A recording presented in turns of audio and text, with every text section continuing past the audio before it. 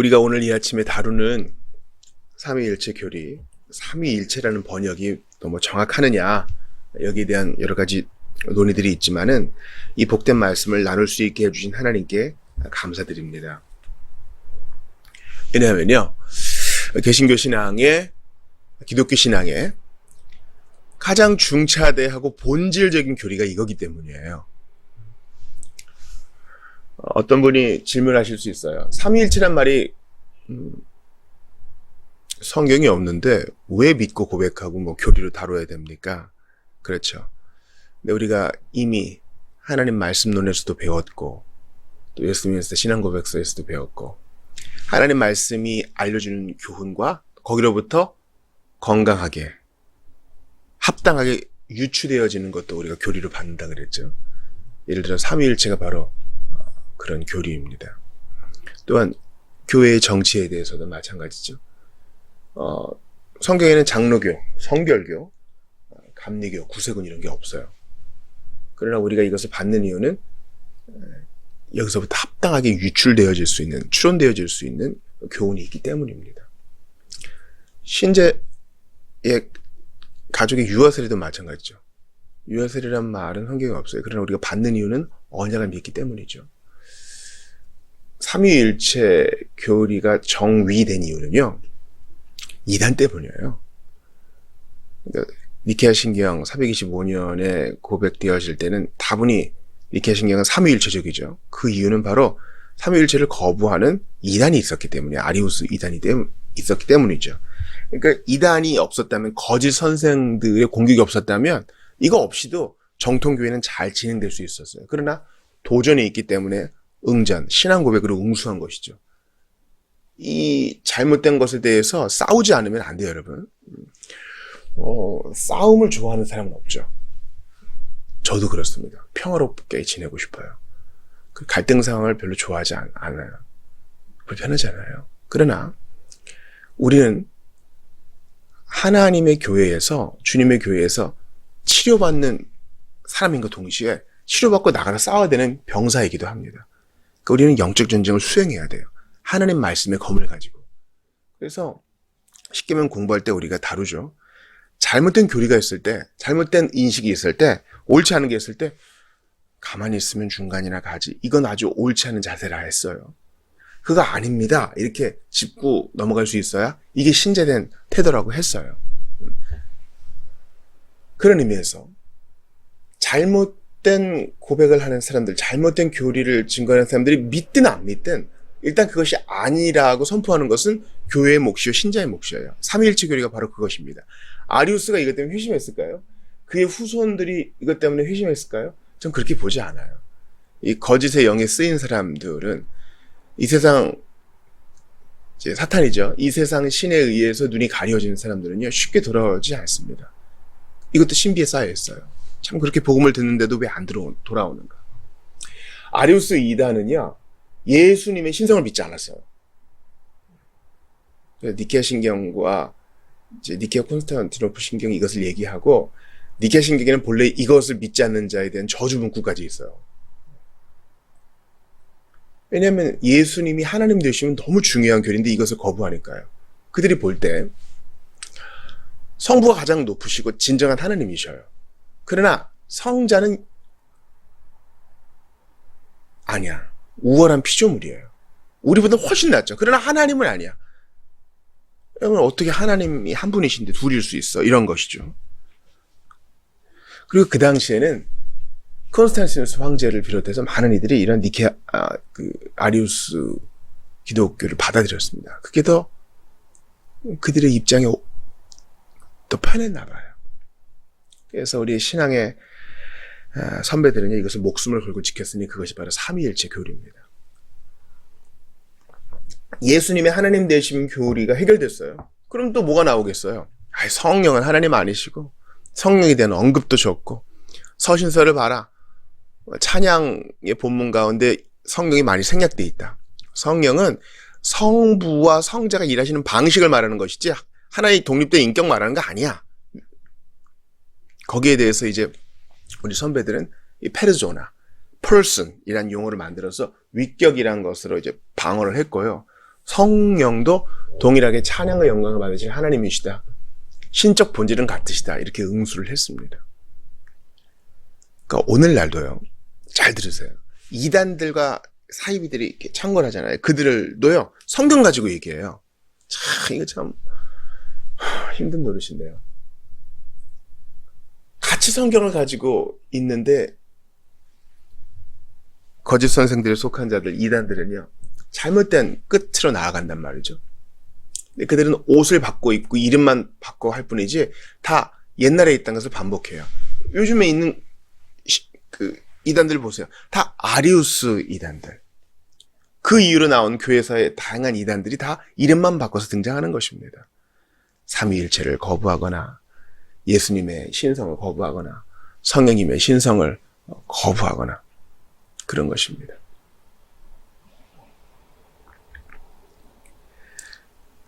삼위일체 교리를 대하면서 제가 여러분에게 좀 권해드리고 싶은 말씀은요. 저도 실수를 많이 했는데 특히 젊은 교육자 시절에 많이 그랬어요. 삼위일체 교리를 지나치게 철학적으로 접근하는 거예요. 제가 번역을 두 가지로 말씀드렸잖아요. 왜냐하면 이 발생, 발출 이런 표현 때문에 그래요. 이게 상당히 플라톤적인 철학 용어예요. 가급적이면 발출이란 말보다 나오심 이렇게 하는 게 좋고요. 발생이란 말보다 나심, 태어나심이 아니라 나셨을 때 창조되지 않으신 니케아신경의 말씀 그대로 쓰는 게 좋겠습니다. 철학적인 용어로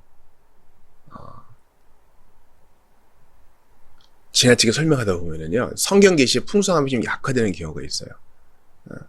본질적 종속은 아니시고 존재적이고 또 경륜적인 종속 관계가 있었죠. 성부, 성자, 성령 안에서요. 왜냐면 누가 봐도 아버지가 더 높아 보여요. 근데 그것은 열등함과 우월함의 차이가 아니라 관계적이고 기능적이고 사역적인 면에서 그렇게 서로 상호 사랑하여 상호 복종하는 것입니다. 이런 것들을 철학적 용어로 너무 설명하다 보면은요 성경 계시의 풍성함이 약화되기 때문에 우리는 삼위일체를 이해하는데 우리 이성과 언어의 한계가 있음을 인정하면서 겸손히 나아가야 돼요. 모든 교리 학습이 그렇지만 특별히 삼위일체 교리를 공부하면서 우리가 엎드려 예비하는 것으로 결론이 나지 않으면은 상당히 퍽퍽해지고요. 또 이 성경의 교훈이 우리에게 위로로 다가와서 우리에게 따뜻하게 전달되는데도 문제가 생겨요. 그러므로 엄밀하게 우리가 보는 것은 중요하지만 성경 계시의 풍성함을 잊지 말아야 된다. 이걸 꼭 말씀드리고 싶습니다. 먼저 요한일서 5장 7절 보죠. 증언하는 이가 셋이니 이 그대로부터 우리 교부들로부터 우리 기독교회는 이 요한일서 5장 7절 말씀을 웨스트민스터 총대들도 마찬가지죠. 이것을 삼위일체 근거 본문으로 봤어요. 신약학자들은 또 안 그렇다 할 수 있는데 일단 증언하는 이가 셋이니라고 할 때 삼겹줄은 쉽게 끊어지지 않는다 그랬잖아요. 그러니까 영원 전부터 하나님은 세 위격으로 계셨어요. 그래서 한 분이시지만 삼위로 계시는 하나님께서는요. 스스로 서로에게서 모든 만족과 위로를 누리시고 그 관계로 인해 즐거워하시고 기뻐하셨어요. 그래서 참 외롭다. 뭔가 부족함을 느껴서 세상을 만드신 게 아니에요. 한 분이시나 삼위로 계신 그분께서 스스로 충족하셨어요. 여러분 이것도 약간 철학적인 접근일 수 있는데 한번 이해가 되실 거예요. 요한 사도가 말하죠. 하나님은 무엇이라? 사랑이시라. 사랑은 반드시 사랑하는 대상과 사랑받는 존재와 사랑의 끈이 존재해요. 짝사랑이라 해도 사랑하는 내가 있고 사랑받는 누군가가 있고 사랑이라는 실제가 있잖아요. 그러므로 하나님은 사랑이시라 라는 이 선언 하나만 가지고도 하나님의 삼위일체의 간접적 근거 본문으로 쓸 수 있어요. 성부가 성자를 사랑하시고 성자는 성령에게 사랑을 받으시고 서로 사랑을 주고받으세요. 각 위격 간에. 성령께서 사랑의 띠를 존재하시고요. 마태복음 28장 19절은 명확하게 얘기하죠. 그러므로 너희는 가서 모든 민족을 제자로 삼아, 잘 들으세요, 아버지와 아들과 성령의 이름으로 세례를 베풀고. 세 신의 이름으로 세례를 베푸는 게 아니에요. 삼위일체는 삼신론으로 귀결되면 안 돼요. 한 하나님이 계셔요. 이스라엘 들으라, 쉐마 본문도 얘기하죠. 너희 하나님 여호와는 한 분인 유일하신 하나님이시. 한 분 하나님이 세위격으로 계세요. 여기서 우리는 딱 멈춰야 돼요. 이것이 하나님 말씀이 증거하는 바이니 어떻게 이 땅의 것으로 하늘의 것을 이해할 수 있겠습니까? 어떻게 유한이 무한을 받을 수 있겠습니까? 엎드려 경배할 뿐이옵나이다. 한 하나님이시지만 세 위격의 이름 안에서, 아버지의 이름 안에서, 아들의 이름 안에서, 성령의 이름 안에서 세례를 베풀라. 예수님이 그렇게 하라고 하셨으니 그렇게 하는 게 좋은 거예요. 그리고 이제 믿고 중생하여 회심한 신자는요, 그 삼위 하나님의 교제 가운데 쏙 들어가요. 그 그림으로 생각해 보셔도 좋아요. 자, 예수를 믿는 사람은 예수 그리스도와 연합한 자예요. 예수께서 내 안에, 나는 예수 안에. 그래서 우리가 예수 안에서 삼위 하나님의 교제 안에 들어가. 아버지는 영원히 아들을 사랑하시는데 그 사랑을 우리가 예수 안에 받아요. 예수님 받는 사랑은 우리가 받는 사랑이에요. 성령께서 아들을 높이시는데 우리도 그 안에서 함께 영광을 누려요. 우리도 그 사랑을 아들 예수 독생자께서 아버지께 순종하신 것처럼 우리도 예수 안에 순종해요. 예수 그리스도를 죽음 가운데서 들어올리신 성령의 그 능력이 예수 안에 있는 우리도 그 능력을 받아 누려요. 놀라운 거예요, 여러분. 그러니까 신앙 고백 제일 끝에 보세요. 이 삼위일체 교리는 하나님과 우리의 모든 교제의 근거이고, 이해가 되시죠? 예수 안에서, 예수와 연합한 자로서 삼위 하나님 각 위격과 교제해요. 우리 존 오웬이 쓴 놀라운 삼위 하나님과의 그 교제, 커뮤니언, 그 프렌드십이라고 해도 좋아요. 삼위 하나님과 어떻게 교제할 수 있어요? 그리스도와 연합 때문에 그래요. 하나님께 평안에 의존하는 토대가 됩니다. 어떻게 하나님께 평안에 의존해요? 우리는 하나님께 평안에 의존 못해요. 죄인은 못한다고요. 죽을까 하느라 어떻게 하나님께 의존해? 의존하다가 그 타는 불에 우리는 가루가 될지도 몰라요. 그러나 평안에 어떻게 의존해요? 예수님과 연합되어 있기 때문에. 그분에 대한 안정된 의존의 기초는 바로 삼위일체 교리에 근거하고 있어요. 그러므로 요즘 이제 팬데믹이 좀 풀려가면서 이단들의 전도가 아주 왕성해지고 있어요. 아주 대놓고 하고 있어요. 그럴 때 성경 가지고 접근하든 뭐로 접근하든 삼위일체 교리를 믿으십니까? 한 분이시나 삼위로 존재하시는 하나님을 믿으십니까? 여기에 대해서 답변을 못하면 정통 기독교가 아니에요. 여러분, 신천지는 사도신경 안 해요. 사도신경과 니케아 신경은요, 아주 느슨한 공교의 신앙 고백이에요. 거기에 뭐 신자의 회심도 없고 이신칭의도 없지만 성경에 나타난 교리를 본질적인 것을 담고 있어요. 이것을 믿음의 내용으로 못 받는다면 일단 좀 의심을 해봐야 돼요. 하나님의 교회가 안 받아요. 왜냐면 그렇게 되면 자기들의 창시자, 자기들이 믿고 존경하는 선생님을 거기 못 넣거든요.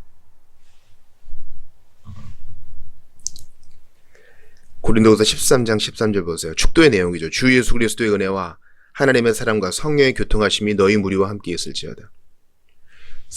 우리 무리와 함께 하시는, 우리 무리와 함께 계시는 삼위 하나님, 예수 그리스도의 은혜, 하나님 아버지의 사랑, 성령님의 교통하심. 물론 이 은혜는 예수님에게만 있는 게 아니라 아버지에게도 성령에게도 있죠. 사랑은 성부에게만 있는 게 아니라 아들에게도 성령께도 있죠. 이 교통하심은 성령만 하시는 게 아니라 아버지 아들이 다 관계되죠. 이걸 이제 경륜적 삼위일체라고 하는데 각각의 역할이 있는 것처럼 보이기 때문에 나누는 거예요. 물론 중복되지만 아버지는 창조, 아들은 구속, 성령은 내주, 이렇게 우리가 보는 거죠. 그러나 각각의 일들을 또 서로 공유하십니다. 기억하세요. 우리 무리와 함께 하시는 삼위 하나님. 그러니까 우리가 예배할 때 삼위 하나님이 임재하세요. 두세 사람이 내 이름으로 모이는 곳에 나도 그들 중에 함께 있느니라. 예수님만 함께 계시는 게 아니라 그 예수님을 사랑하시는 성부의 임재도 계시고 그 예수님께 영광을 돌리는 성령 하나님도 계시고 그런 거예요. 그러니까 우리가 그 엘리야의 종이 눈이 떠준 것처럼 우리도 좀 눈이 떠야 돼요. 우리가 예배할 때 삼위 하나님이 우리 함께 계셔요. 감당이나 돼요? 뭐 천사들은 쩔쩔매고 또 그분을 또 호위하겠죠. 우리가 예배할 때 얼마나 대단한 관객이 벌어지는 거예요. 우리 소수의 무리가 모이지만 상처받고 찢기고 미성숙한 우리가 모여요. 근데 거기에 삼위 하나님이 임재하시고 그분을 호위하는 천군 천사가 도열해 있어요. 놀라운 일이에요. 엘리야의 종이 봤던 불말과 불병거 이거 비할 게 못 되는 거예요. 우리 눈이 떠지길 바래요. 출애굽기 3장 14절 보세요. 하나님이 모세에게 이르시되 나는 스스로 있는 자이니라. 또 이르시되 너는 이스라엘 자손에게 이같이 이르기를 스스로 있는 자가 나를 너희에게 보내셨다 하라. 각 위격은 완전한 신적 실체를 가지고 있으나 나누어지는 것은 아닙니다. 즉 스스로 있는 자는 성만 그런 게 아니에요. 성령도 성자 예수님도 스스로 계신 자. 즉 본질과 영광에 있어서 같으십니다. 그것이 구약에서는 좀 희미하게 나타나죠. 이분이 누구실까? 분명하게 표현할 수 없지만 구약에도 분명히 계시고 또 신약에도 분명한 언어로 나타나시고 그러죠. 요한복음 14장 11절을 보세요. 내가 아버지 안에 거하고 아버지께서 내 안에 계심을 믿으라. 그렇지 못하겠거든 행하는 그 일로 말미암아 나를 믿으라. 내가 아버지 안에 아버지께서 내 안에. 그러니까 우리가 예수님 안에 있기 때문에 성자께서 성부 안에 계실 때 우리도 성부와 함께 있는 것이에요. 내가 아버지 안에 아버지께서 내 안에. 능력과 영원성에 있어서 한 분이시며 각 위는 완전한 신적 실체를 가지고 계십니다. 그러니까 이 땅의 논리로, 즉 이 땅에서는 아버지가 아들보다 높은 거 아닌가? 그러나 하늘에서의 논리는 그렇지 않아요. 물론 성자는 성부를 무한히 공경하시지만 각 위는 신적 실체가 같으십니다. 성부가 더 능력과 신적 본질에서 더 크시고 그러지 않아요. 하나님의 신적 속성상 그럴 수가 없어요. 고린도전서 8장 6절을 봅시다. 그러나 우리에게는 한 하나님 곧 아버지가 계시니 만물이 그에게서 났고 우리도 그를 위하여 있고 또한 한 주 예수 그리스도께서 계시니 만물이 그로 말미암고 우리도 그로 말미암아 있느니라. 자 보세요. 아버지가 계시니 만물이 그에게서 났고 만물이 아버지에게서 났대요. 근데 예수님 보세요. 한 주 예수님이 계시니 만물이 그로 말미암고. 이게 무슨 말이야? 창조에 있어서 두 위격이 다 역사하기 때문이에요. 그러니까 아버지도 창조주시오. 아들도 창조주시오. 성령도 창조주세요. 창세기 1장을 보세요. 태초에 말씀이 계시니라. 로고스로 계시하시는 예수님 계시고요. 천지를 창조하시는 성부가 계시고 물 위에 운행하시는 성령께서 계셔요. 세 위격이 모두 창조주시고 세 위격이 모두 구속주세요. 우리가 히브리서 볼 때 갑자기 예수님에게 아버지께서 내게 주신 내 자녀들이라. 갑자기 예수님에게 무슨 성자의 호칭을 붙일 때도 있는데 우리가 놀라면 안 돼요. 각 위격이 풍성한 우리가 평생을 다 공부해도 알지 못하는 것이니 그 앞에 무릎을 꿇어야 됩니다. 요한복음 1장 14절을 봅시다. 말씀이 육신이 되어 우리 가운데 거하심에 우리가 그의 영광을 보니 아버지의 독생자의 영광이요 은혜와 진리가 충만하더라. 은혜와 진리가 충만하더라. 말씀이 육신이 되어 우리 가운데 거하시니 그의 영광을 보니 그의 영광은 열등한 영광이 아니요 아버지의 독생자의 영광, 성자의 영광, 성부의 영광, 성령의 영광이 같습니다. 요한복음 1장 18절도 보세요. 본래 하나님을 본 사람이 없을 때 아버지 품속에 계신 아버지 품속에 있는 독생하신 하나님이 나타내셨는지라. 아버지 품속에 있는 독생하신 하나님. 아버지 품속에 있는 독생하신 하나님은 성자 예수 그리스도죠. 아버지 품속에 있기 때문에 열등하신 것이 아니라 그분도 독생하신 하나님. 하나님이시라는 거예요.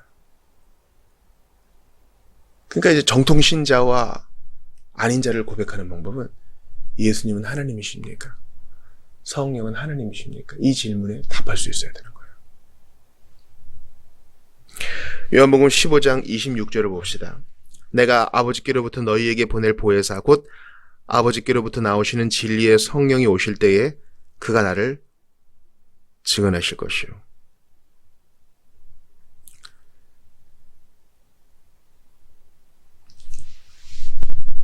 신천지에 속한 자가 우리 교회 온 적이 있죠. 그래서 제가 이제 경계의 자세를 가지고 그러나 마지막 희망의 끈을 잡는 마음으로 한번 진리의 대담을 한번 했습니다. 이걸 못 믿는 거예요. 성령이 하나님이시면 못 믿어요. 왜냐면 거기에 이만희가 있어야 되기 때문에 그래요. 이기는 자를 놓치고 싶지 않아서 그래요. 여러분, 이기는 자는 이만희를 말하는 게 아니에요. 보혜사, 예수님이 보혜사고 또 다른 보혜사가 성령님이시죠. 진리의 성령은 하나님이십니다.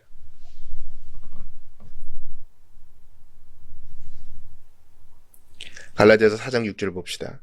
너희가 아들이므로 하나님이 그 아들의 영을 우리 마음 가운데 보내서 아빠 아버지라 부르게 하셨느니라. 성령님은 아들의 영이라 부르시고 성령을 아버지와 아들이 우리 가운데 보내십니다. 영원히 나시는 분 성자 하나님, 영원히 보내심을 받는 분, 나오시는 분 성령 하나님. 내가 꼭 그래야 돼? 나는 보내면 안 돼? 이런 갈등이 삼위 하나님 안에는 없었어요. 난 꼭 발생. 내가 꼭 아들이 돼야 돼? 내가 아버지 하면 안 돼? 이런 질투도 없었어요. 각각의 사역에 겸손히 순종하시며 서로에게 순복하시고 그렇게 영광을 받으세요. 그러므로 이 삼위일체 교리의 신앙적 특성, 목회적 특성에 우리가 감사해야 돼요. 이 삼위일체 교리는 하나님과 우리의 모든 교제의 근거이고 하나님께 평안에 의존하는 토대가 됩니다. 아버지께서 성령을 보내셔서 우리로 하여금 구원의 확신에 이르게 하시고 예수 그리스도의 피 뿌림을 믿게 하셔서 우리가 예수와 연합한 자가 되어 아버지 하나님 안에 있게 하시고 성령 하나님의 그 사랑의 끈으로 우리가 연합되어서 도저히 끊을 수 없는 그 구원의 확신 속에 거하게 되는 것입니다. 그러므로 성부, 성자, 성령 하나님을 내가 믿습니다. 예수는 그리스도시요 살아가신 하나님의 아들이십니다. 사도신경과 니케아 신경을 감사하며 고백하면서 이 믿음을 위해서 피 흘리기까지 수고한 우리 선배들에게도 고마워해야 할 것입니다. 오늘날 우리도 이 믿음을 잘 파수하여 잘 전파하고 생명처럼 귀히 여겨서 절대로 흔들리지 아니하며 주께 영광을 돌리실 수 있기를 주의 이름으로 축원합니다.